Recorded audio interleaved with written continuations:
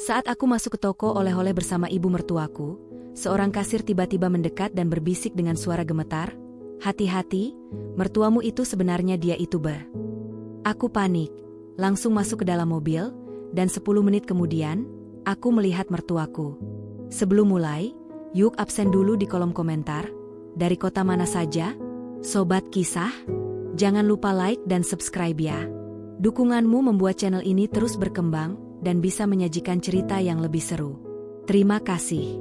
Aku selalu percaya bahwa niat baik tidak pernah salah alamat. Bahwa jika seseorang memberi dengan hati yang bersih, semesta akan membalasnya dengan kehangatan yang sama. Keyakinan itulah yang selama ini membuatku bertahan.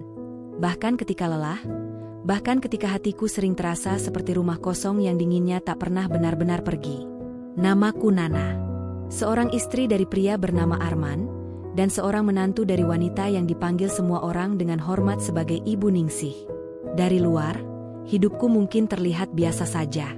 Pernikahan yang sudah berjalan beberapa tahun, rumah yang tidak mewah tapi cukup, dan suami dengan pekerjaan tetap. Namun hanya aku yang tahu, betapa seringnya aku harus menelan kecewa sendirian, sambil berpura-pura kuat di hadapan orang lain. Arman bukan pria jahat. Setidaknya, itu yang selalu kuucapkan pada diriku sendiri setiap kali sikapnya dingin. Setiap kali ia lebih memilih diam daripada bertanya bagaimana hariku. Ia adalah tipe lelaki yang jarang mengekspresikan perasaan. Bekerja, pulang, makan, lalu tidur. Hari demi hari berjalan seperti itu. Aku sempat berpikir, mungkin beginilah pernikahan setelah bertahun-tahun, datar dan tanpa kejutan. Sedangkan Ibu Ningsih, beliau adalah sosok yang selalu berhasil membuatku merasa kurang. Kurang cekatan, kurang pintar, kurang pantas menjadi istri anaknya. Ucapannya jarang terdengar kasar, tetapi tatapannya selalu berbicara lebih tajam dari kata-kata. Sejak awal menikah, aku tahu posisiku tidak pernah benar-benar diterima. Aku hanya belajar diam, menunduk, dan melakukan yang terbaik sebisaku. Mungkin karena itulah, gagasan tentang liburan ini lahir. Aku ingin memperbaiki segalanya.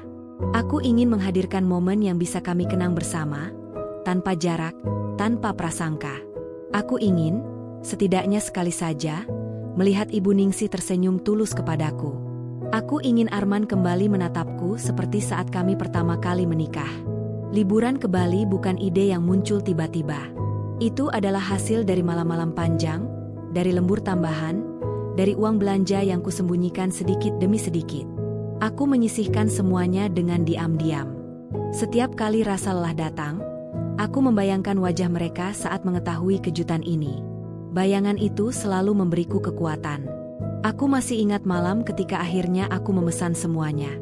Hotel, tiket perjalanan, dan beberapa agenda kecil yang kususun rapi. Tanganku gemetar saat menekan tombol konfirmasi. Bukan karena ragu, tetapi karena harapanku terlalu besar. Aku ingin perjalanan ini menjadi titik balik. Menjadi bukti bahwa aku tidak pernah setengah-setengah dalam mencintai keluarga ini. "Apa kau yakin?" tanya Arman saat akhirnya aku memberitahu rencana itu. Aku tersenyum lebar, meski dadaku berdebar. Aku ingin kita punya waktu bersama. Sudah lama kita tidak benar-benar liburan. Arman tidak langsung menjawab. Ia hanya mengangguk pelan, ekspresinya sulit kubaca. Namun saat Ibu Ningsih mendengar rencana itu, reaksi beliau justru di luar dugaanku. "Bali?" ulangnya, dengan senyum tipis yang tak biasa. "Kamu serius?" "Iya, Bu," jawabku hati-hati. "Saya pikir, kita semua butuh istirahat." Ada jeda singkat sebelum beliau mengangguk. "Baiklah. Sekali-sekali memang tidak ada salahnya." Jawaban itu seharusnya membuatku lega. Namun entah mengapa, ada perasaan aneh yang menyelip, seperti angin dingin yang lewat begitu saja. Aku mengabaikannya. Aku tidak ingin pikiranku merusak kebahagiaan yang baru saja tumbuh. Hari-hari menjelang keberangkatan terasa berbeda. Arman sedikit lebih sering berbicara, meski tetap singkat. Ibu Ningsih terlihat lebih ramah, meski masih menjaga jarak. Aku menafsirkan semua itu sebagai pertanda baik. Mungkin akhirnya, usahaku mulai terlihat. Aku tidak tahu bahwa justru di saat itulah, aku sedang melangkah menuju sesuatu yang sama sekali tidak pernah kubayangkan. Di malam sebelum keberangkatan, Aku duduk sendirian di ruang tamu, memandangi koper yang sudah rapi. Ada rasa puas, ada harap, ada juga kecemasan yang tidak bisa kujelaskan. Aku memejamkan mata, menarik napas panjang, dan berdoa dalam hati. Tuhan, jika niatku baik, tolong jaga perjalanan ini. Aku tidak tahu bahwa doa itu kelak akan menjadi satu-satunya pegangan saat semua yang kucintai berubah menjadi ancaman. Saat orang-orang terdekatku perlahan menunjukkan wajah yang selama ini tersembunyi. Dan aku, Nana, yang hanya ingin memberikan kebahagiaan, sama sekali belum siap menghadapi kebenaran pahit yang menantiku di pulau yang katanya penuh keindahan itu. Pagi keberangkatan akhirnya tiba. Sejak subuh aku sudah terjaga, meski hampir tidak tidur semalaman. Ada perasaan campur aduk yang menggelayut di dada, antara senang, gugup, dan harap yang terlalu besar. Aku bangun perlahan, takut membangunkan Arman yang masih terlelap di sampingku. Wajahnya terlihat tenang, seolah tidak ada beban apapun di pikirannya. Aku sempat memandangnya lama, mencoba mencari bayangan lelaki yang dulu pernah menggenggam tanganku dengan penuh keyakinan. Aku turun ke dapur, menyiapkan sarapan sederhana. Bukan karena kami akan makan bersama, melainkan karena kebiasaan itu sudah mendarah daging dalam diriku. Menjadi istri yang selalu siap, selalu ada, meski sering tak dianggap. Sambil menunggu air mendidih, aku menatap jendela yang mulai diterangi cahaya pagi. Hari ini seharusnya menjadi awal dari kenangan indah. Ibu Ningsih keluar dari kamarnya tidak lama kemudian. Beliau sudah berpakaian rapi, jauh lebih rapi dari biasanya. Rambutnya disanggul dengan sempurna, wajahnya tampak segar. Aku sempat tertegun. Ada sesuatu dari sikapnya pagi itu yang terasa berbeda. Lebih bersemangat, lebih hidup. "Kamu sudah siap?" tanyanya, nada suaranya datar namun tidak dingin. "Sudah, Bu," jawabku sambil tersenyum. "Tinggal menunggu Mas Arman." Beliau mengangguk pelan, lalu duduk di kursi makan. Untuk sesaat, tidak ada keheningan canggung seperti biasanya. Bahkan ketika Arman akhirnya muncul dan kami sarapan bersama, suasananya terasa terlalu tenang, terlalu rapi. Seolah semuanya sudah disusun dengan baik. Perjalanan menuju bandara berlangsung tanpa banyak percakapan. Aku duduk di kursi belakang bersama Ibu Ningsih, sementara Arman mengemudi. Sepanjang jalan, beliau beberapa kali tersenyum kecil, bahkan sempat bercerita tentang masa mudanya. Hal yang jarang sekali terjadi. Aku mendengarkan dengan antusias, sesekali menimpali. Di dalam hati, aku merasa usahaku mulai membuahkan hasil. Namun di sela tawa kecil itu, aku menangkap sesuatu. Setiap kali aku berbicara, senyum Ibu Ningsih seperti berhenti sesaat, lalu kembali muncul. Senyum yang cepat, terlalu cepat, seperti topeng yang nyaris terlepas. Aku kembali mengabaikannya. Aku tidak ingin terlalu curiga. Bukankah ini yang kuinginkan sejak awal? Bandara ramai seperti biasa. Orang-orang berlalu lalang dengan tujuan masing-masing. Aku mengurus semua keperluan dengan cekatan. Tiket, bagasi, hingga memastikan Ibu Ningsih tidak kelelahan. Arman beberapa kali menatapku, lalu mengalihkan pandangannya. Ada sorot aneh di matanya, seperti ingin mengatakan sesuatu tetapi memilih diam. Saat kami akhirnya duduk di ruang tunggu, aku merasakan kebahagiaan kecil yang jarang kurasakan. Kami bertiga duduk berdekatan. Tidak ada pertengkaran. Tidak ada sindiran. Bahkan Arman sempat menawarkan minuman untukku. Hal sederhana, namun cukup membuat dadaku menghangat. "Kamu kelihatan senang," katanya singkat. Aku tersenyum. Aku memang senang. Dan itu benar. Untuk sesaat, aku merasa menjadi bagian dari keluarga ini. Bukan sekadar pelengkap. Bukan sekadar istri yang harus selalu mengalah. Perjalanan udara berlangsung lancar. Dari balik jendela pesawat, aku melihat awan putih membentang luas. Rasanya seperti melihat harapan yang selama ini kupegang, rapuh namun indah. Ibu Ningsih beberapa kali bertanya tentang rencana kami di Bali. Hotel, tempat makan, dan agenda yang sudah kususun. "Kamu yang mengatur semuanya?" tanyanya. "Iya, Bu. Saya ingin semuanya nyaman," jawabku. Beliau tersenyum. "Kamu memang telaten." Pujian itu membuatku terdiam. Selama ini, Aku jarang mendengar kata baik keluar dari mulutnya. Hatiku bergetar. Mungkin, pikirku, aku selama ini terlalu cepat menyerah. Namun, sekali lagi, ada jeda aneh setelah pujian itu. Tatapannya beralih ke Arman, dan mereka saling bertukar pandang. Singkat, tapi cukup untuk membuatku merasa seperti orang asing di tengah mereka. Sesampainya di Bali, udara hangat langsung menyambut kami. Aroma laut dan semilir angin membuat suasana terasa ringan. Aku melihat Ibu Ningsih tampak menikmati pemandangan, sementara Arman terlihat lebih rileks dari biasanya. Kami menuju hotel dengan kendaraan yang sudah kusiapkan sebelumnya. Hotel itu persis seperti yang kubayangkan. Mewah, tenang, dan menghadap laut. Saat kami turun dari mobil, aku melihat ekspresi kagum di wajah mereka. Itu adalah momen kecil yang membuat semua pengorbananku terasa layak. "Kamu serius memesan tempat seperti ini?" tanya Arman. Aku mengangguk. Aku ingin liburan ini berkesan. Ia tersenyum tipis. "Terima kasih." Kata itu sederhana, tapi jarang kudengar.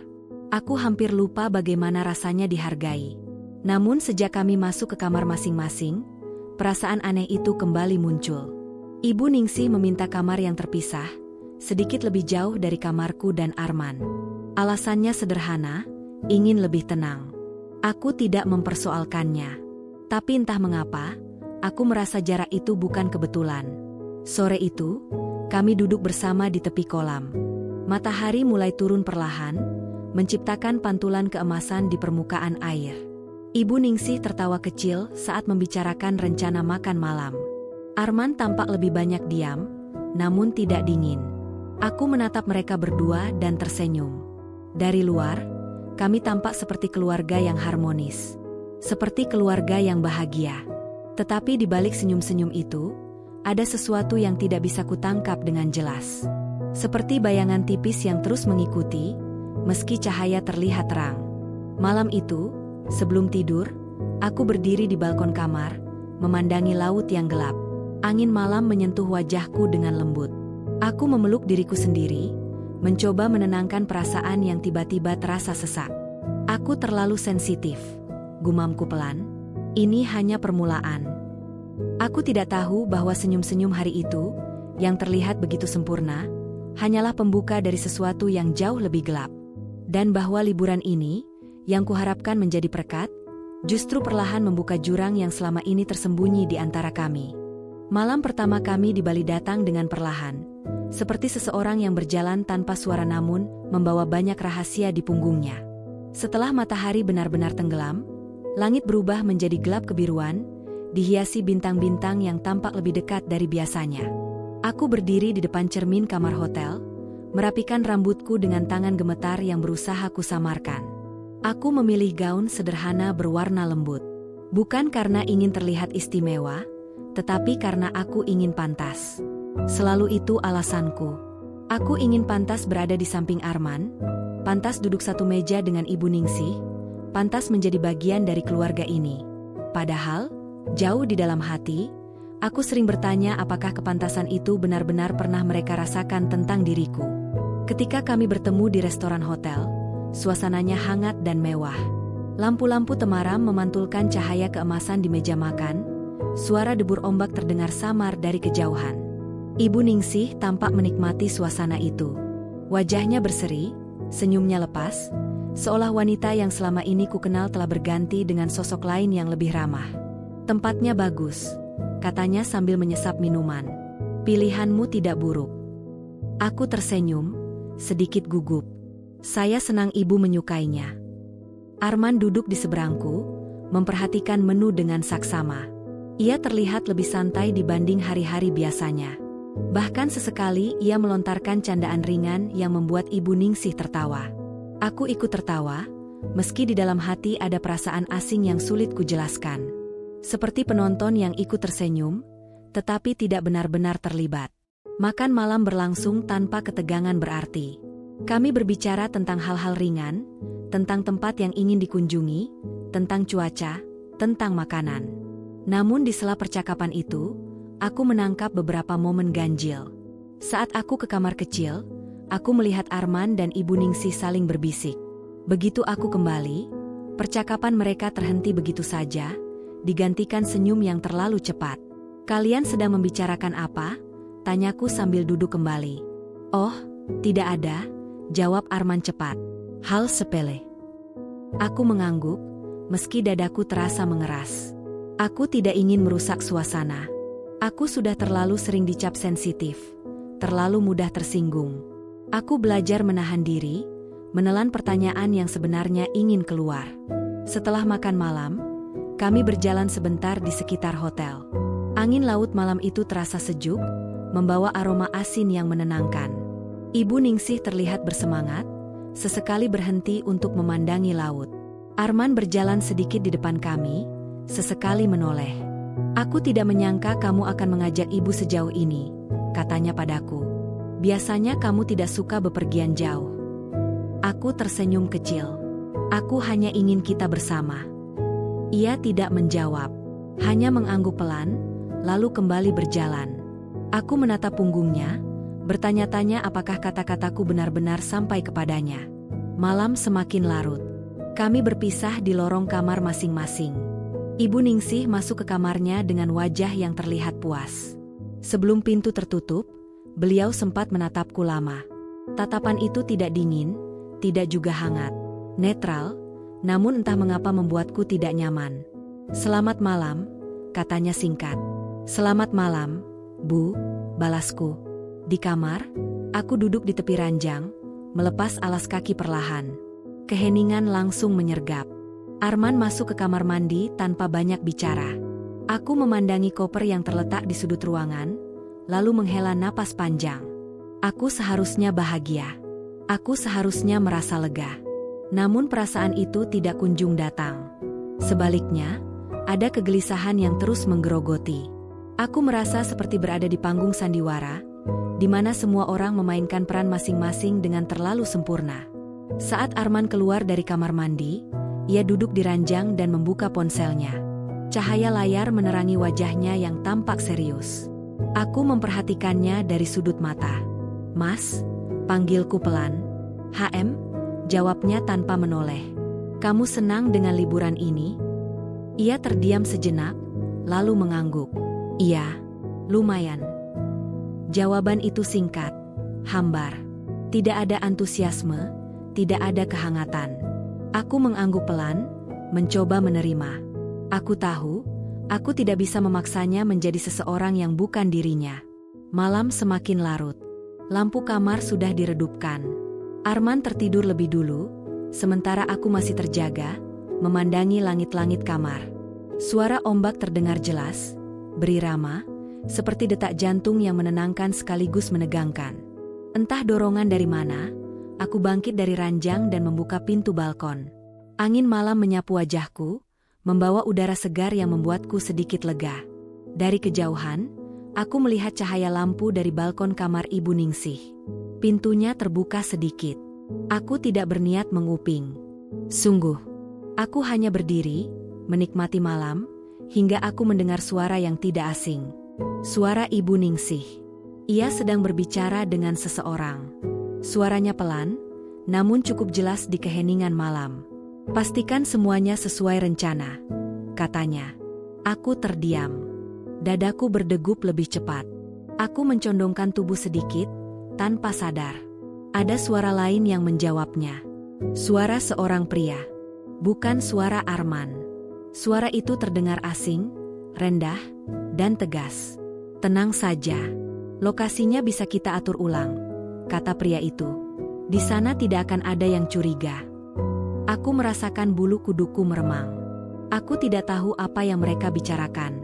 Aku tidak mengerti maksudnya. Namun ada sesuatu dari nada suara mereka yang membuatku merasa tidak aman. Seperti dua orang yang sedang membicarakan sesuatu yang seharusnya tidak didengar orang lain. Aku mundur perlahan, menutup pintu balkon tanpa suara. Jantungku berdegup kencang. Aku berdiri mematung di tengah kamar, mencoba menenangkan diri. Mungkin aku salah dengar, bisikku pada diri sendiri. Mungkin ini hanya urusan lain. Aku kembali ke ranjang, berbaring di samping Arman yang masih terlelap. Aku memejamkan mata, mencoba tidur. Namun kalimat-kalimat itu terus terngiang di kepalaku. tentang rencana, tentang lokasi, tentang memastikan semuanya berjalan sesuai keinginan. Malam pertama di Pulau Impian itu berakhir dengan kegelisahan yang tidak bisa kujelaskan. Aku tidak tahu bahwa percakapan singkat yang kudengar malam itu hanyalah permulaan. Sebuah pintu kecil yang tanpa sengaja kubuka, menuju kebenaran mengerikan yang perlahan akan menyeretku ke dalam pusaran pengkhianatan.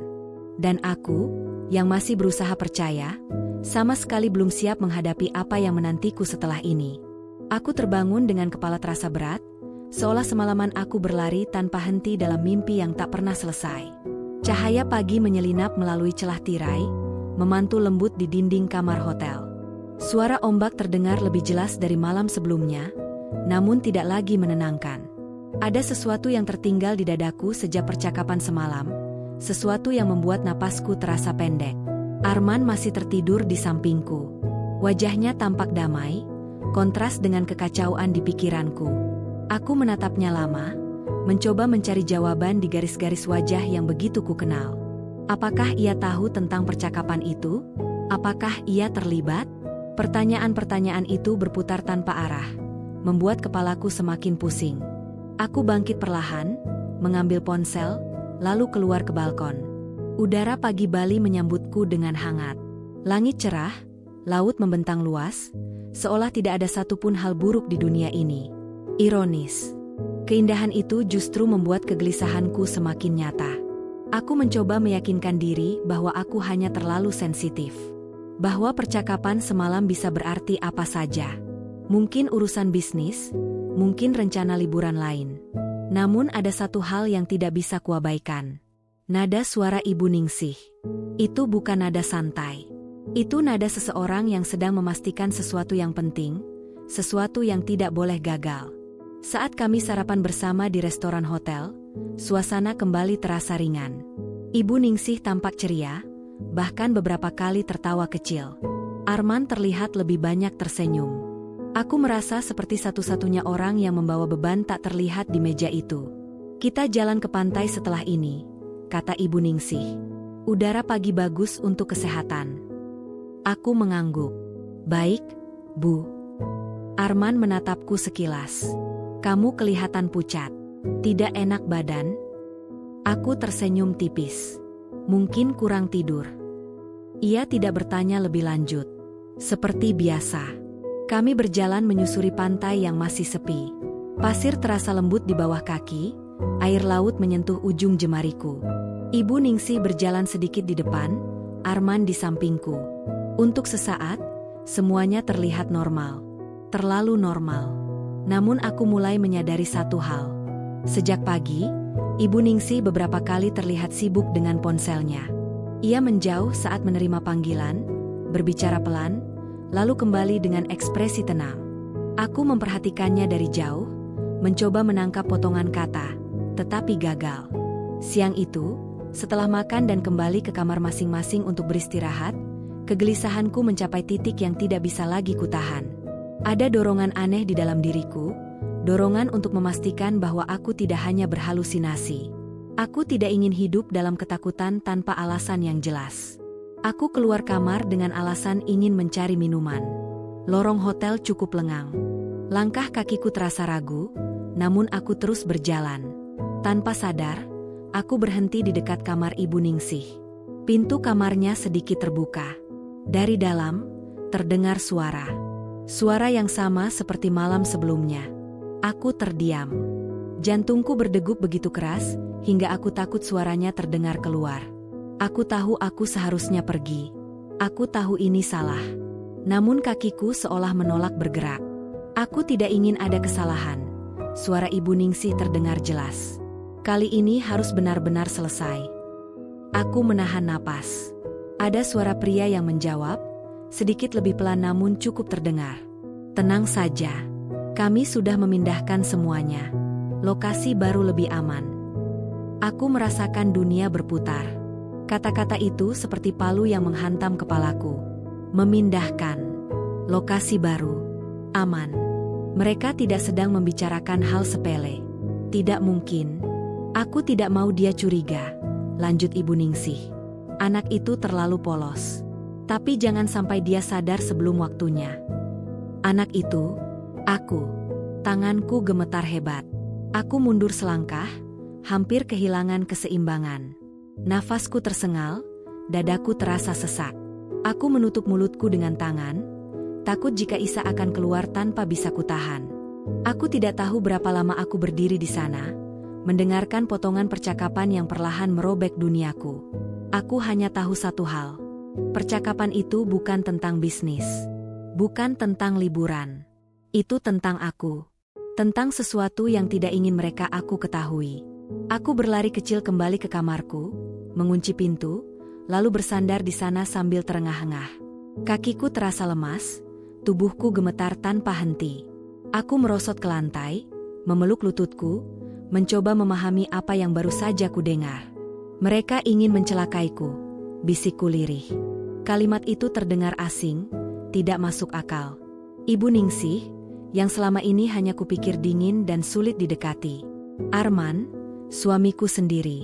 Tidak, aku tidak boleh langsung menuduh. Aku tidak punya bukti. Aku hanya mendengar potongan kata. Namun semakin aku mencoba menenangkan diri, semakin jelas gambaran itu terbentuk.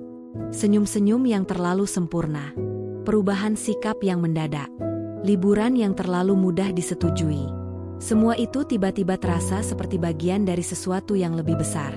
Aku duduk lama di lantai, hingga akhirnya Arman mengetuk pintu. "Kamu di dalam?" tanyanya. Aku cepat-cepat bangkit, menyeka air mata yang tanpa sadar mengalir. "Iya, sebentar." Aku membuka pintu, berusaha tersenyum. "Ada apa?"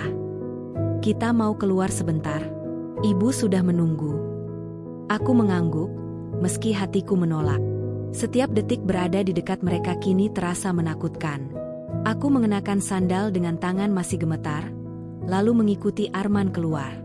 Di luar, Ibu Ningsih berdiri dengan wajah tenang, seolah tidak pernah mengucapkan kata-kata mengerikan itu. Ia menatapku dan tersenyum. "Kamu tidak apa-apa, Nana?" tanyanya. Aku menelan ludah. "Tidak apa-apa, Bu." Aku membenci diriku sendiri karena bisa berkata bohong sehalus itu. Namun aku tahu, saat ini, berpura-pura adalah satu-satunya cara agar aku tetap aman. Jika memang ada rencana yang melibatkanku, aku tidak boleh menunjukkan bahwa aku tahu apapun.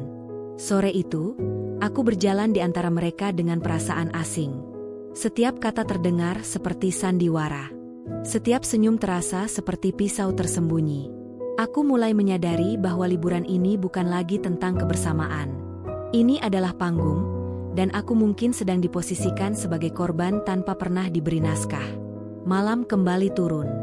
Di kamar, aku duduk sendirian, menatap bayanganku di cermin. Wajahku tampak pucat, mataku menyimpan ketakutan yang belum pernah kurasakan sebelumnya. "Apa yang harus kulakukan?" tanyaku pada bayangan itu. Aku tidak punya jawaban.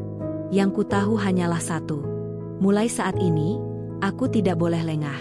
Karena percakapan yang tidak sengaja ku dengar hari ini telah mengubah segalanya. Orang-orang yang seharusnya melindungiku, justru mungkin sedang menunggu saat yang tepat untuk menghancurkanku. Dan aku, Nana, harus bertahan hidup di tengah senyum yang semakin terasa mematikan. Sejak hari itu, aku hidup dalam dua dunia yang berjalan bersamaan. Dunia yang terlihat, di mana aku masih menjadi Nana yang ramah, istri yang patuh, menantu yang sopan. Dan dunia di dalam kepalaku, yang dipenuhi suara-suara berbisik, potongan percakapan, serta rasa takut yang tak pernah benar-benar pergi. Aku belajar tersenyum dengan bibir, sementara hatiku terus berteriak meminta kewaspadaan. Pagi itu aku bangun lebih awal dari biasanya. Arman masih tertidur pulas, napasnya teratur. Aku memandang wajahnya lama, lebih lama dari hari-hari sebelumnya. Aku mencoba mengingat kapan terakhir kali ia memelukku tanpa alasan, kapan terakhir kali ia bertanya dengan sungguh-sungguh tentang perasaanku. Ingatanku seperti kabut. Tidak jelas. Tidak utuh. Aku bangkit pelan dan pergi ke kamar mandi. Di depan cermin, aku melihat diriku sendiri. Mata sembab, wajah pucat, senyum yang terasa asing.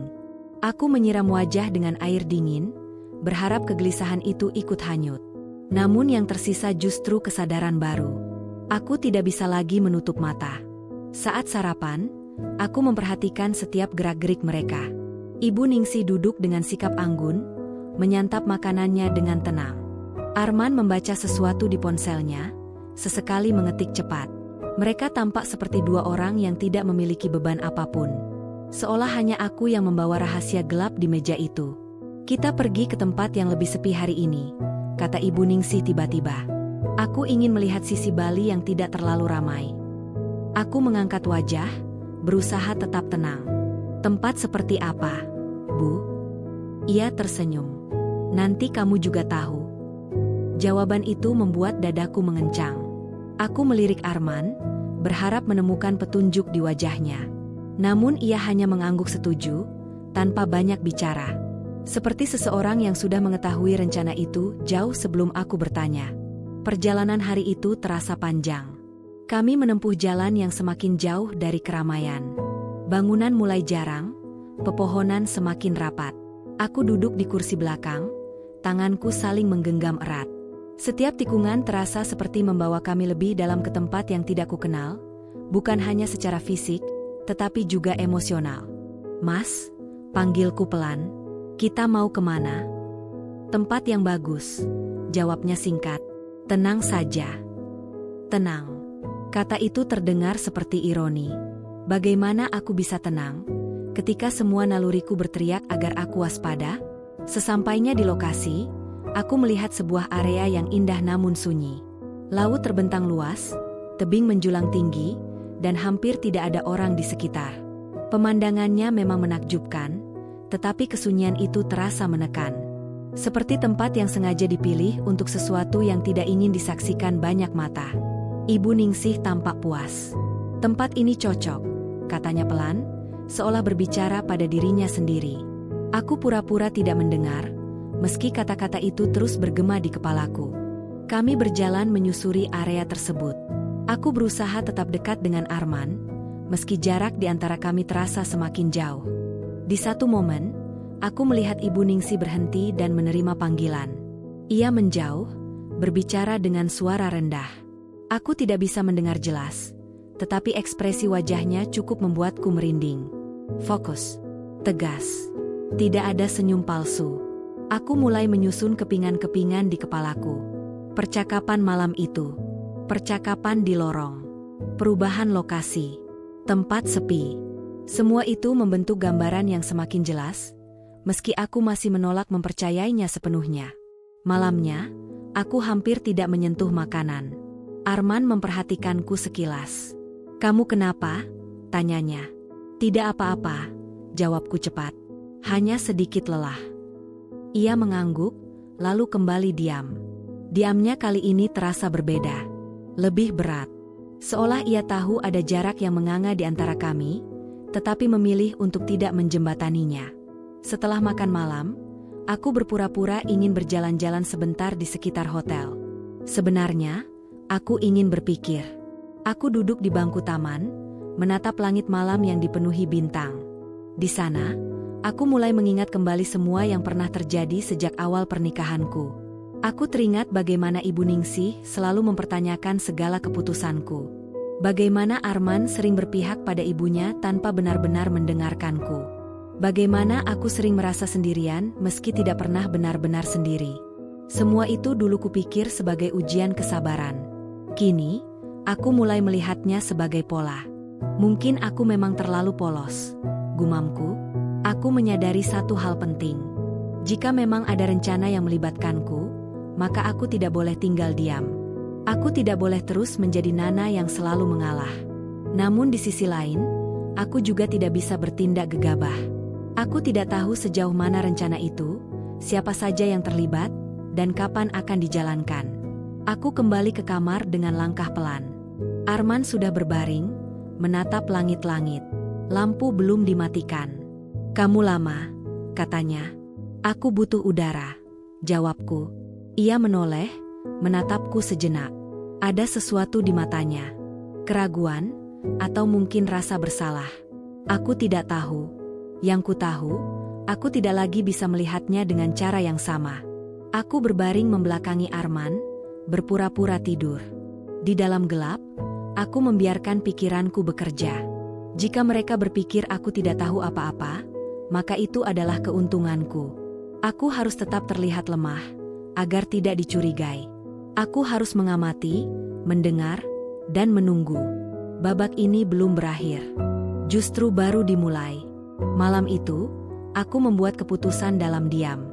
Apapun yang sedang mereka rencanakan, aku akan mencari tahu kebenarannya. Dan ketika saatnya tiba, aku tidak akan lagi menjadi korban yang hanya bisa berharap.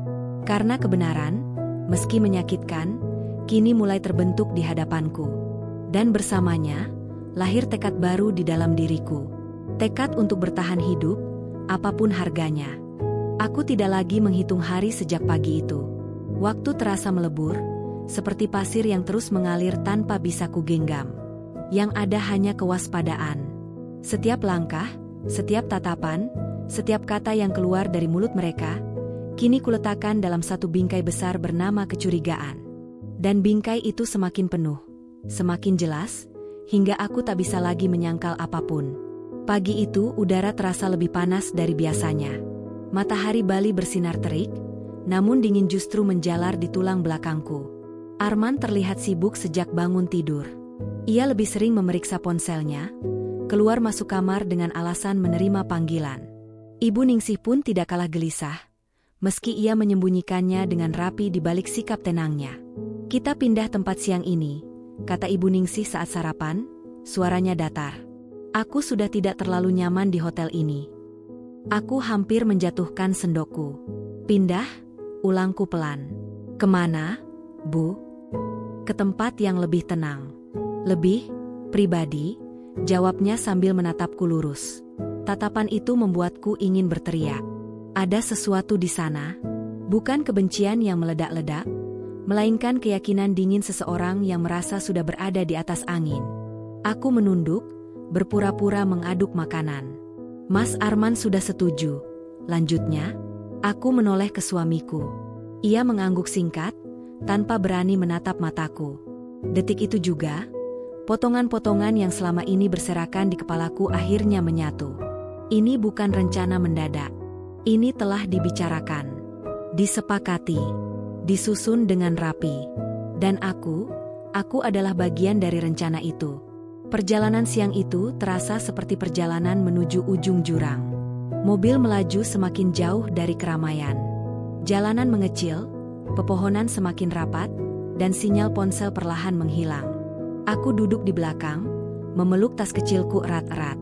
Di dalamnya, hanya ada barang-barang sepele.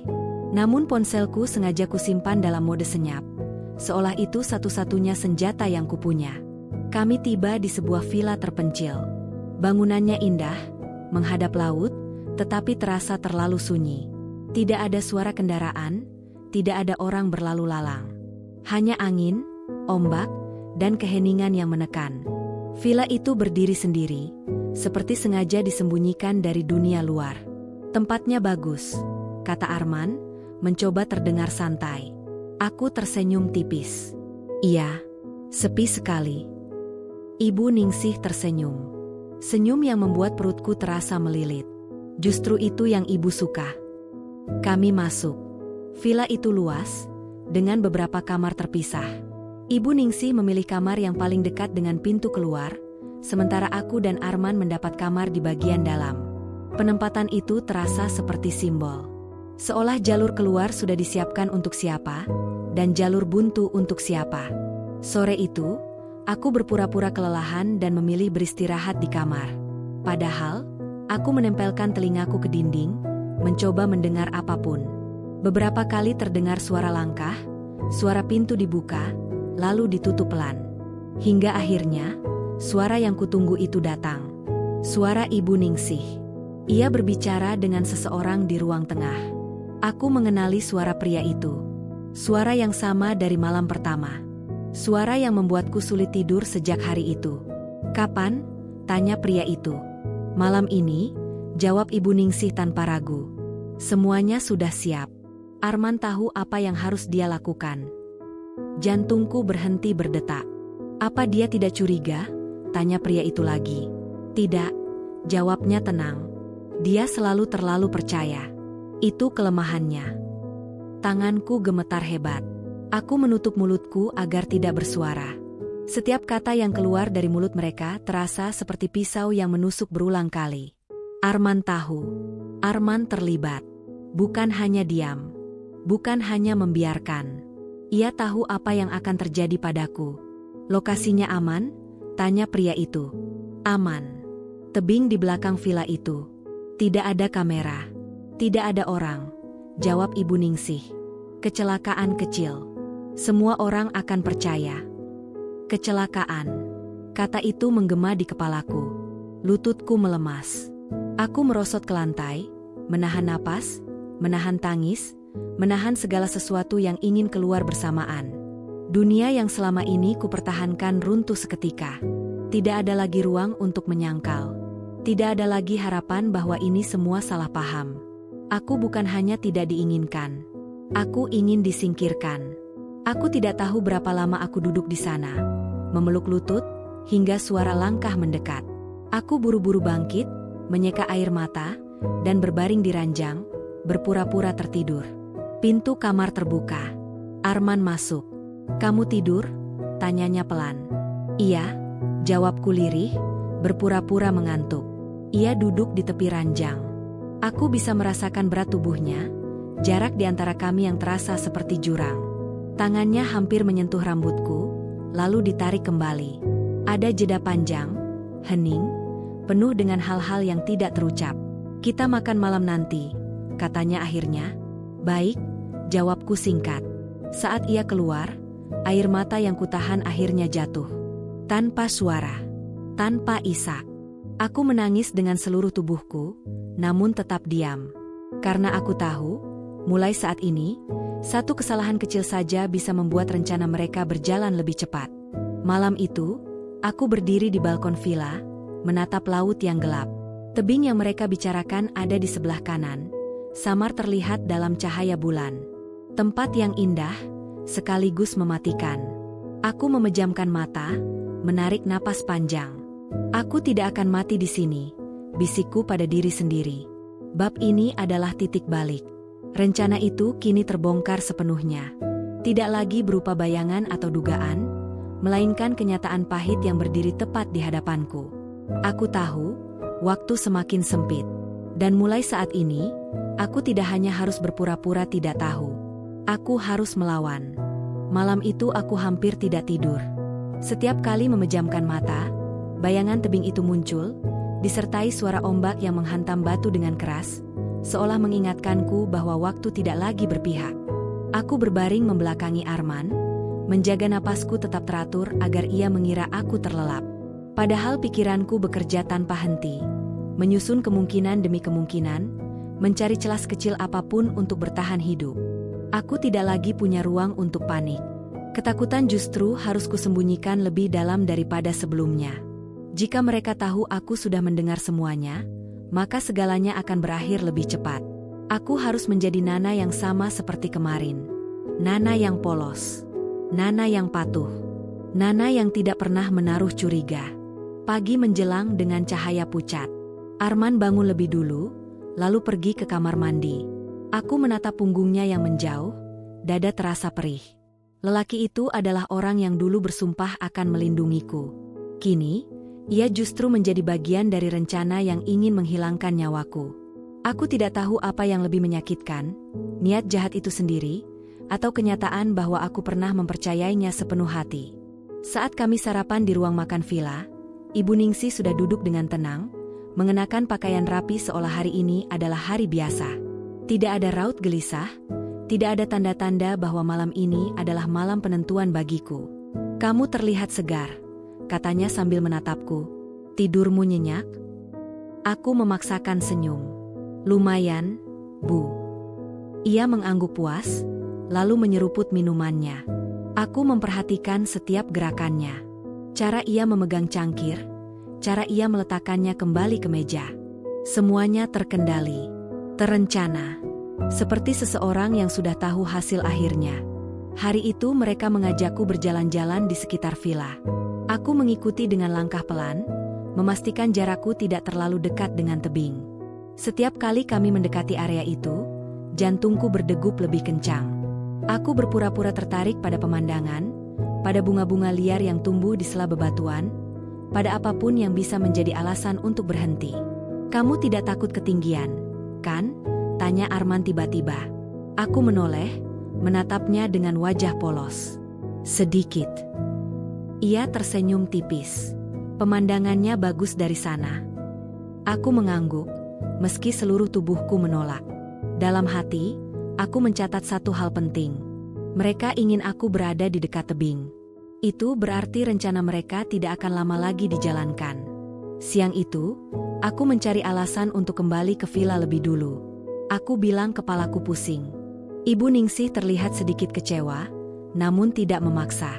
Arman mengantarku sampai kamar, lalu kembali bergabung dengannya. Begitu sendirian, aku mengunci pintu dan bersandar di sana, mencoba menenangkan napas.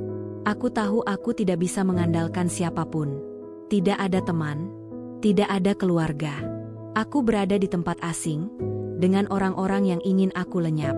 Namun justru di titik terendah itu, sesuatu di dalam diriku bangkit. Aku mulai berpikir lebih jernih. Mereka merencanakan sesuatu yang tampak seperti kecelakaan. Itu berarti mereka tidak ingin ada saksi. Tidak ingin ada kecurigaan. Itu berarti aku masih punya satu keuntungan. Selama aku terlihat tidak tahu apa-apa, mereka akan tetap berhati-hati. Aku memeriksa ponselku. Sinyal lemah, hampir tidak ada. Aku mencoba berjalan ke sudut villa tertentu, berharap mendapatkan satu garis kecil saja. Nihil. Aku menahan frustrasi. Panik tidak akan membantuku. Sore menjelang, Arman kembali ke kamar. Sikapnya terlihat lebih lembut dari biasanya. Ia bertanya apakah kepalaku sudah lebih baik, bahkan menawarkan untuk membawakan teh hangat. Perhatian itu terasa seperti tamparan. Aku hampir ingin tertawa.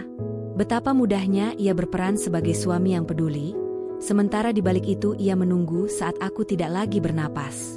"Terima kasih," kataku pelan, menerima cangkir darinya. Ia duduk di sampingku. Ada jarak di antara kami, jarak yang tidak kasat mata namun begitu nyata. Untuk sesaat, aku melihat keraguan di wajahnya. Seperti seseorang yang sedang bergulat dengan nuraninya sendiri. "Kamu percaya aku, kan?"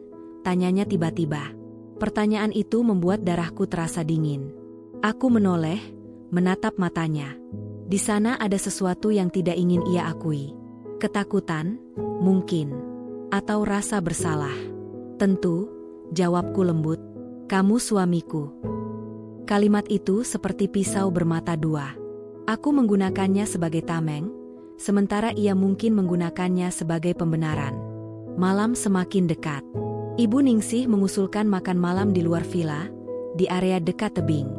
Alasannya sederhana, ingin menikmati udara malam dan suara laut. Aku mengangguk, berpura-pura senang. Di dalam hati, aku tahu, inilah waktunya. Aku mengenakan jaket tipis, menyembunyikan tanganku yang gemetar di dalamnya. Setiap langkah menuju tempat itu terasa berat. Namun aku memaksa diri untuk tetap berjalan, tetap terlihat normal. Aku harus melihat sejauh apa mereka akan melangkah. Aku harus mencari momen yang tepat. Kami berdiri tidak jauh dari tebing. Angin malam bertiup kencang, membawa aroma laut yang tajam. Ombak menghantam batu dengan suara keras. Ibu Ningsih berdiri sedikit di belakangku, Arman di sampingku. "Indah, bukan?" kata Ibu Ningsih. Aku mengangguk. Indah. Dalam keindahan itu, aku merasakan ancaman yang begitu nyata. Aku menoleh sedikit, mencoba membaca posisi mereka. Jar, arah angin, tanah di bawah kakiku. Semua hal kecil kini menjadi sangat penting. Aku sadar satu hal. Jika aku ingin selamat, aku harus siap mengambil keputusan besar. Keputusan yang mungkin akan mengubah segalanya. Tidak ada lagi Nana yang hanya bisa menunduk dan berharap. Yang ada hanyalah Nana yang harus memilih antara hidup atau mati. Dan malam itu, di tengah pengkhianatan yang hampir mencapai puncaknya, aku bersumpah pada diriku sendiri. Apapun yang terjadi setelah ini, aku tidak akan menyerah begitu saja. Angin malam berhembus lebih kencang dari sebelumnya, seolah ikut mendorongku semakin dekat ke tepi tebing. Aku berdiri di antara Arman dan Ibu Ningsih, merasakan jarak yang tipis namun mematikan. Suara ombak di bawah sana menghantam batu dengan keras. Berulang, seperti hitungan mundur yang tidak terlihat. Setiap detik terasa lebih panjang dari biasanya. Aku menatap laut, berpura-pura menikmati pemandangan. Padahal seluruh indraku bekerja lebih tajam dari sebelumnya. Aku menghitung langkah, memperhatikan pijakan tanah yang tidak rata, arah angin, posisi mereka. Aku tahu, satu gerakan kecil saja bisa menjadi awal atau akhir dari segalanya. "Kamu tidak kedinginan?" tanya Arman, suaranya terdengar terlalu tenang. Aku menggeleng pelan. "Tidak. Anginnya segar." Ia mengangguk, lalu melangkah sedikit ke belakangku. Aku merasakan perubahan posisi itu tanpa perlu menoleh. Tubuhku menegang. Jantungku berdetak begitu keras, hingga aku takut mereka bisa mendengarnya. Ibu Ningsih berdiri tidak jauh, tangannya terlipat di depan dada, wajahnya tenang seperti sedang menunggu sesuatu yang pasti akan terjadi. "Kita duduk sebentar," katanya. "Di sana." Ia menunjuk batu besar yang posisinya lebih dekat ke tebing. Aku mengikuti arah telunjuknya, lalu kembali menatap laut. Aku tahu, ini bukan tentang duduk. Ini tentang jarak. Tentang momen. Tentang memastikan aku berada di posisi yang tepat. Aku melangkah perlahan, lalu berhenti. "Bu," kataku tiba-tiba. Ibu Ningsih menoleh. "Kenapa?" Aku menarik napas dalam-dalam. Detik itu, aku tahu aku tidak bisa lagi hanya diam. Aku tidak bisa lagi berpura-pura sepenuhnya. Jika aku terus mengikuti alur mereka, aku tidak akan punya kesempatan kedua. "Saya lelah," kataku. "Sejak datang ke sini, saya merasa tidak enak badan." Arman menatapku, alisnya sedikit berkerut. "Kamu mau kembali ke villa?" Aku mengangguk. "Iya, aku ingin istirahat." Ada jeda singkat. Angin berdesir di antara kami. Aku bisa merasakan tatapan Ibu Ningsih menancap tajam di punggungku. Aku tahu, penolakanku ini mengganggu rencana mereka. Namun aku tidak peduli. Aku harus memaksa waktu berpihak padaku, meski hanya sedikit. "Kita sudah jauh-jauh ke sini," kata Ibu Ningsih akhirnya, suaranya terdengar datar. "Sebentar saja." Aku menoleh dan menatapnya. Untuk pertama kalinya, aku tidak menunduk. Saya benar-benar tidak sanggup. "Bu." Tatapan kami bertemu. Di matanya, aku melihat sesuatu yang selama ini tersembunyi. Kekesalan. Ketidaksabaran. Sesuatu yang tidak lagi bisa ia tutupi dengan senyum tipis. Namun ia segera menguasai dirinya kembali. "Baiklah," katanya pelan. "Kalau begitu, kita kembali." Arman terlihat ragu. Ia menatapku, lalu ibunya. Aku bisa melihat konflik di wajahnya. Namun pada akhirnya, ia mengangguk. Kita pulang. Perjalanan kembali ke villa terasa lebih mencekam dari sebelumnya. Tidak ada yang berbicara. Langkah kami hanya ditemani suara malam. Aku berjalan di depan, memastikan jarak aman di antara kami. Setiap kali aku merasa terlalu dekat dengan Arman, aku mempercepat langkah. Sesampainya di villa, aku langsung menuju kamar. Tanganku gemetar saat memutar kunci. Begitu pintu tertutup, aku bersandar di sana, menahan napas yang terasa seperti tercekik. Aku tahu, aku baru saja menunda sesuatu yang tidak bisa dihindari. Rencana mereka tidak akan berhenti hanya karena satu penolakan. Aku duduk di tepi ranjang, memeluk lutut. Pikiranku berputar cepat. Aku harus keluar dari tempat ini. Malam ini, jika aku menunggu sampai esok, mungkin aku tidak akan punya kesempatan lagi. Aku membuka koper, mengambil jaket, dompet, dan ponsel. Aku memeriksa jendela. Dari sana, aku bisa melihat jalur kecil di belakang villa. Gelap, namun mungkin itu satu-satunya jalan. Aku membuka pintu perlahan, mengintip lorong. Sepi. Aku melangkah keluar dengan hati-hati. Setiap bunyi kecil terasa terlalu keras. Aku berjalan menyusuri lorong belakang, mengikuti instingku. Namun baru beberapa langkah, suara langkah lain terdengar di belakangku. "Nana." Aku membeku. Suara Arman. Aku berbalik perlahan. Ia berdiri beberapa meter dariku, wajahnya terlihat tegang. Mau kemana kamu? Aku menelan ludah. Aku ingin menghirup udara. Ia melangkah mendekat. Jam segini? Aku mundur 1 langkah. Aku tidak bisa tidur. Ada keheningan yang mencekam. Aku melihat sesuatu di matanya. Bukan lagi ragu, melainkan keputusan. Dan saat itu juga, aku tahu, aku tidak punya banyak waktu. Kamu dengar sesuatu, ya? Tanyanya pelan. Dadaku terasa seperti diremas. Aku menggeleng cepat. Tidak, aku hanya lelah. Ia tersenyum tipis, senyum yang tidak pernah kulihat sebelumnya. Kamu tidak pandai berbohong. Sebelum aku sempat bereaksi, langkah lain terdengar. Ibu Ningsih muncul dari balik bayangan, wajahnya dingin.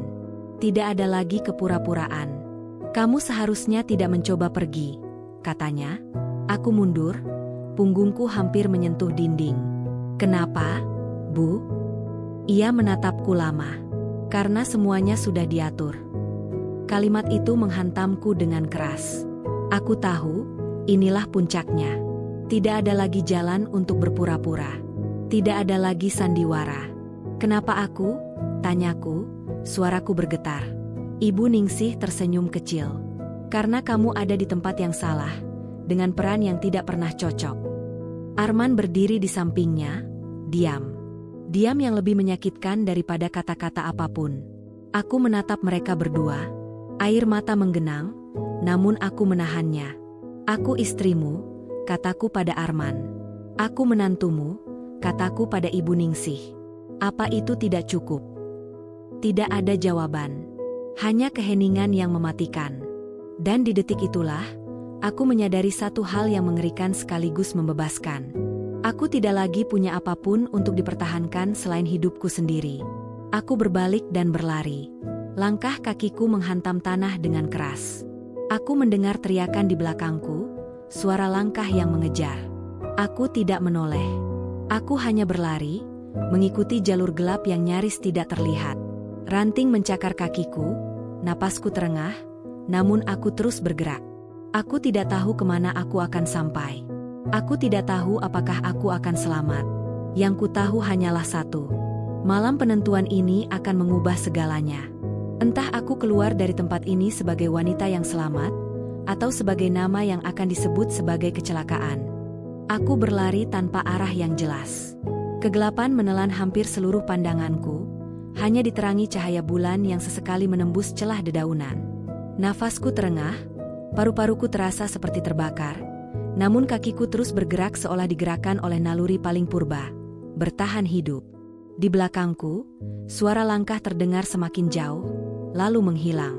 Entah mereka berhenti mengejar, atau memilih jalur lain. Aku tidak berani menoleh. Aku tersandung akar pohon dan terjatuh. Tubuhku menghantam tanah keras, rasa nyeri menjalar dari lutut hingga ke pinggang. Aku menggigit bibir, menahan teriakan. Tanganku gemetar saat aku merangkak ke balik semak, berusaha menyembunyikan diri. Aku memeluk tubuhku sendiri, mencoba menenangkan detak jantung yang terasa ingin meloncat keluar. Di keheningan itu, pikiranku justru menjadi terlalu bising. Potongan-potongan kejadian berkelebat cepat. Senyum Ibu Ningsih yang dingin, tatapan Arman yang menghindar. Kata-kata yang kini terasa begitu jelas maknanya. Semuanya membentuk satu kebenaran yang tidak bisa lagi kuhindari. Aku menunggu beberapa saat, menghitung detik dengan napas yang dipaksakan tetap pelan. Tidak ada suara langkah. Tidak ada panggilan. Hanya malam yang kembali sunyi, seolah apa yang baru saja terjadi hanyalah mimpi buruk. Dengan hati-hati, aku bangkit. Lututku perih, namun masih bisa kugerakkan. Aku berjalan tertatih mengikuti jalur kecil yang samar. Entah berapa lama aku berjalan, hingga akhirnya kulihat cahaya lampu dari kejauhan. Sebuah bangunan kecil, mungkin pos penjaga atau rumah warga. Harapan kecil menyala di dadaku. Aku mempercepat langkah, meski tubuhku hampir menyerah. Ketika aku sampai, aku menyadari bangunan itu adalah warung kecil yang sudah tutup. Lampunya redup, pintunya terkunci. Aku mengetuk dengan sisa tenaga yang kupunya. Beberapa detik berlalu terasa seperti selamanya. Hingga akhirnya, pintu terbuka sedikit, dan seorang pria parubaya menatapku dengan waspada. "Ada apa?" tanyanya. Aku hampir menangis mendengar suara manusia yang tidak berniat menyakitiku. "Tolong," kataku terbata. Saya dalam bahaya." Ia menatapku dari ujung kepala hingga kaki, melihat kondisiku yang berantakan. Tanpa banyak bertanya, ia mempersilakan aku masuk. Aku duduk di kursi kayu, tubuhku gemetar hebat. Pria itu memberikan segelas air, yang langsung kuteguk dengan rakus. "Siapa yang mengejarmu?" tanyanya pelan. Aku terdiam. Lidahku terasa keluh. Bagaimana aku bisa menjelaskan bahwa orang-orang yang seharusnya menjadi keluargaku sendiri adalah ancaman terbesar? "Suami saya," jawabku akhirnya, "dan ibu mertuanya." Ia terkejut, namun tidak memotong. Aku menceritakan semuanya. Dari awal liburan, percakapan yang tidak sengaja kudengar, rencana yang terungkap, hingga malam ini. Setiap kata terasa seperti membuka luka lama, tetapi juga seperti melepaskan beban yang selama ini kupikul sendirian. Pria itu menghela napas panjang.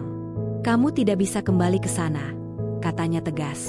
"Kita harus cari bantuan." Kata-kata itu terasa seperti pegangan di tengah badai.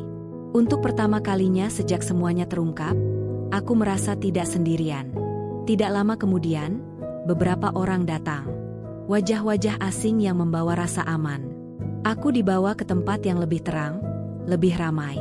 Di sana, aku duduk sambil menjawab pertanyaan demi pertanyaan. Aku menceritakan ulang semuanya, dengan suara yang masih bergetar namun kini lebih mantap. Setiap detail yang kusebutkan terasa seperti mengikis sisa kebutaanku sendiri. Dan di tengah semua itu, satu pertanyaan terus menggangguku. "Kenapa?" Jawabannya datang perlahan, menyakitkan, dan menghancurkan sisa-sisa ilusi yang masih kupunya. Dari percakapan yang kudengar kemudian, dari potongan informasi yang akhirnya terhubung, aku tahu alasannya. Semua ini tentang kepentingan, tentang harta, tentang sesuatu yang selama ini tidak pernah benar-benar kupahami, karena aku terlalu sibuk berusaha menjadi baik. Aku teringat bagaimana Arman sering membicarakan masa depan dengan nada menggantung. Tentang rencana yang selalu ditunda. Tentang keputusan-keputusan yang selalu melibatkan ibunya lebih dulu daripada aku. Aku teringat bagaimana Ibu Ningsih selalu memandangku seolah aku hanya tamu sementara dalam hidup anaknya. Kini, semua itu terasa begitu jelas. Aku tidak pernah dianggap bagian dari mereka. Aku hanyalah hambatan. Kebenaran itu menghantamku lebih keras daripada ancaman kematian itu sendiri. Aku bisa menerima bahwa seseorang ingin menyakitiku. Tetapi menerima bahwa cinta yang kupeluk selama ini hanyalah topeng, adalah luka yang jauh lebih dalam. Aku duduk sendirian di ruangan kecil itu, memandangi tanganku yang penuh goresan. Air mata akhirnya jatuh tanpa bisa kutahan. Bukan lagi karena takut, melainkan karena duka. Duka atas kehidupan yang kupikir kupunya. Duka atas diriku sendiri yang terlalu lama menutup mata. Aku tidak tahu apa yang akan terjadi pada Arman dan Ibu Ningsih setelah ini. Aku tidak ingin memikirkan balas dendam. Yang kupikirkan hanya satu. Aku masih hidup. Dan itu berarti aku masih punya pilihan. Malam itu, aku memejamkan mata dengan perasaan campur aduk. Di balik kelelahan yang luar biasa, ada kesadaran baru yang perlahan tumbuh. Kesadaran bahwa aku tidak lagi terikat pada peran lama. Bahwa aku tidak lagi harus membuktikan apapun kepada siapapun. Kebenaran memang menghancurkan. Namun dari puing-puing itu, aku mulai melihat sesuatu yang lain. Sebuah ruang kosong yang bisa kuisi dengan versi diriku yang baru. Versi yang tidak lagi hidup dalam bayang-bayang orang lain. Dan untuk pertama kalinya sejak lama, aku tidak takut pada masa depan. Aku hanya tahu, aku tidak akan pernah kembali menjadi Nana yang sama. Pagi datang tanpa suara. Tidak ada desir ombak, tidak ada angin laut, tidak ada langkah kaki yang membuat jantungku berdegu panik. Cahaya matahari masuk perlahan melalui celah jendela ruangan tempat aku beristirahat. Cahaya itu hangat, tenang, dan untuk pertama kalinya sejak aku tiba di pulau ini, aku tidak merasa terancam oleh hadirnya hari baru. Aku membuka mata dengan tubuh yang masih lelah, tetapi pikiranku terasa jauh lebih jernih. Luka di lutut dan lengan masih terasa perih. Namun rasa sakit itu justru mengingatkanku bahwa aku nyata. Aku hidup. Aku tidak jatuh ke jurang, tidak menghilang dalam rencana busuk yang mereka susun dengan dingin. Aku bangkit perlahan, duduk di tepi ranjang. Di ruangan itu, tidak ada Arman. Tidak ada Ibu Ningsih. Tidak ada tatapan yang menilai atau suara yang mengatur hidupku. Hanya aku, napasku, dan sisa-sisa diriku yang sedang berusaha menyatu kembali. Beberapa jam kemudian, aku diminta menceritakan semuanya sekali lagi. Kali ini dengan lebih runtut, lebih tenang. Aku tidak lagi gemetar saat menyebut nama suamiku. Aku tidak lagi menahan napas ketika mengingat ibu mertuaku. Rasa takut itu masih ada, tetapi tidak lagi menguasai. Kini, yang lebih dominan adalah kejelasan. Aku sadar, selama ini aku terlalu sibuk menjadi istri yang patuh, menantu yang sopan, dan perempuan yang selalu mengalah. Aku berpikir, dengan berbuat baik, aku akan diterima. Dengan berkorban, aku akan dicintai. Aku salah. Kebaikan tanpa batas justru membuatku mudah dilenyapkan. Hari demi hari berlalu. Aku dipindahkan ke tempat yang lebih aman. Jauh dari villa itu. Jauh dari laut yang nyaris menjadi saksi bisu kematianku. Setiap malam, aku masih terbangun karena mimpi buruk. Bayangan tebing, suara langkah di belakangku, senyum dingin yang kini tak pernah ingin kuingat lagi. Namun setiap kali aku terbangun, aku selalu mengingat satu hal. Aku berhasil melarikan diri. Aku memilih hidup. Aku tidak tahu persis bagaimana keadaan Arman dan Ibu Ningsih setelah kejadian itu. Aku tidak ingin tahu detailnya. Bagiku, mengetahui bahwa jarak kini memisahkan kami sudah cukup. Mereka adalah masa lalu yang tidak ingin lagi kusentuh, apalagi kuhidupi kembali. Yang ku tahu, aku mulai membangun hari-hariku dengan cara yang berbeda. Aku belajar mengatakan tidak, tanpa merasa bersalah. Aku belajar diam, tanpa merasa kalah. Aku belajar mendengarkan diriku sendiri, sesuatu yang selama ini selalu kutunda demi orang lain. Suatu sore, aku duduk sendirian di dekat jendela, memandang langit yang perlahan berubah warna. Ada perasaan asing di dadaku. Bukan bahagia yang meledak-ledak, melainkan tenang yang dalam. Aku menyadari, aku tidak lagi menunggu siapapun untuk datang menyelamatkanku. Aku tidak lagi berharap seseorang akan berubah demi aku. Aku sudah cukup bagi diriku sendiri. Aku teringat niat awal liburan ini. Kejutan. Kenangan indah. Upaya menyatukan keluarga.